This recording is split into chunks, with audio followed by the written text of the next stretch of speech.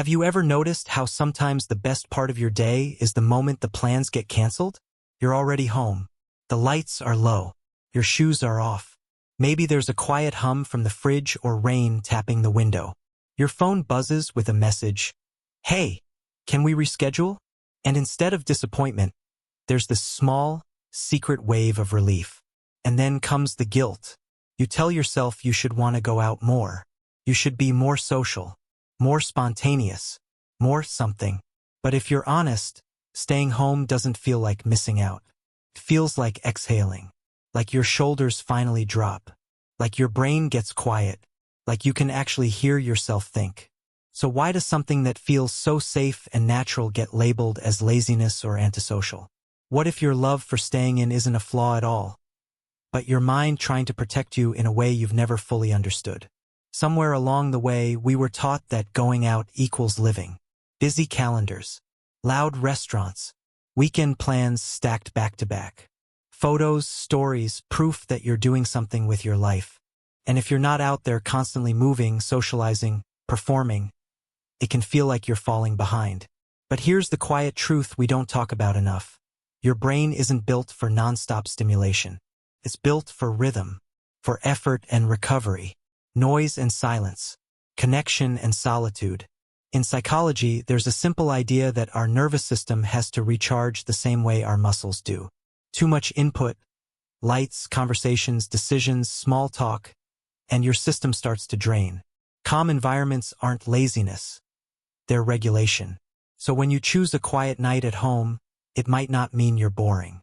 It might just mean your brain is wired thoughtfully, conserving energy, protecting your focus, resetting itself. And that tendency usually shows up in a few very specific traits you might recognize in yourself. One of the first things you might notice about yourself is how quickly certain places drain you. Not emotionally, exactly, more physically, like your whole system gets tired at once. You walk into a crowded room and everything feels louder than it should. Music stacking on top of conversations. Bright lights bouncing off walls.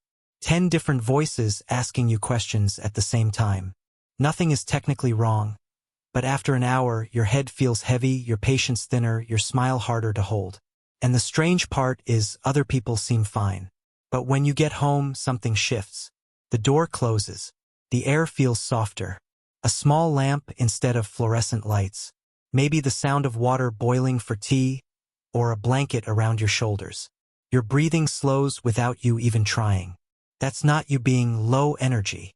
It's your nervous system regulating. Some people simply notice more. More sound, more emotion, more detail. And that sensitivity isn't weakness, it's a form of emotional intelligence.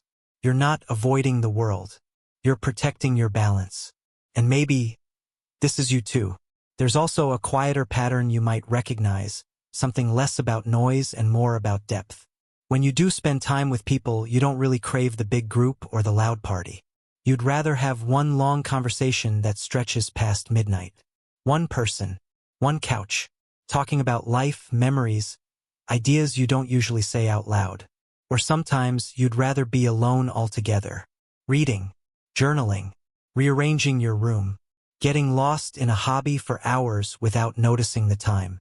And it doesn't feel lonely, feels full. Psychology has a simple way of explaining this.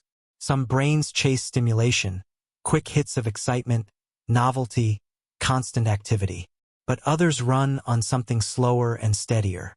They get their reward from meaning, not noise, from depth, not volume. So while everyone else is looking for the next thrill, you're naturally processing, reflecting, connecting dots in your head. Solitude isn't you hiding. It's you thinking, creating, understanding yourself. And that inner focus often shows up in another surprising way you might not have noticed yet. You might notice it in your relationships too. It's not that you don't like people. It's that you're selective. A big group dinner with 10 acquaintances can feel strangely exhausting, like you're performing 10 small versions of yourself at once. Smiling here, nodding there, keeping the energy up. By the end, you're drained and you're not even sure why. But one evening with someone you really trust feels completely different. Sitting across from a close friend, talking slowly, comfortable silences, maybe cooking together or walking side by side without needing to fill every gap with words.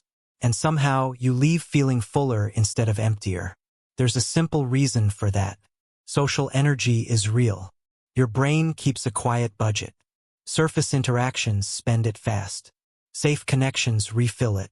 So without trying, you choose depth. Fewer people but real belonging.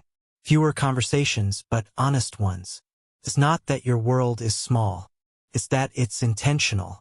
And that small circle isn't a limitation. It's a strength. And then there's something softer you might not even label as a trait, but it shows up in small, quiet moments. The way your best ideas seem to arrive when you're alone. Late at night when the house is still. When the lights are low and everyone else has gone to bed. You're folding laundry, tidying your desk, making tea, and suddenly your mind starts wandering in that gentle, creative way. Memories connect. Plans form. Random thoughts turn into insights. You journal a little. Rearrange a shelf. Start a project for no reason other than it feels nice to make something. It doesn't look productive from the outside, but inside something is moving. When we're calm and unhurried, the brain naturally drifts into a reflective mode. It's where imagination lives, where problem-solving happens quietly in the background. So those peaceful evenings at home, they're not empty at all. They're often where the most meaningful parts of you quietly bloom. If you zoom out for a second, there's actually a simple reason all of this happens, and it's less mysterious than it sounds. Think of your brain like a phone battery. Every conversation, every bright light, every decision, every bit of small talk, it all drains a little percentage. Not enough to notice at first, but by the end of the day, you're running on 10% and wondering why everything feels heavier than it should. Home, for you, is the charger. Familiar walls, predictable sounds, no performance, no social calculations. Your nervous system reads all of that as safe. And when the brain feels safe, it finally stops scanning and starts restoring. Your energy comes back. Your thoughts slow down. Your body unclenches. It's not laziness. It's regulation. Some people recharge in crowds.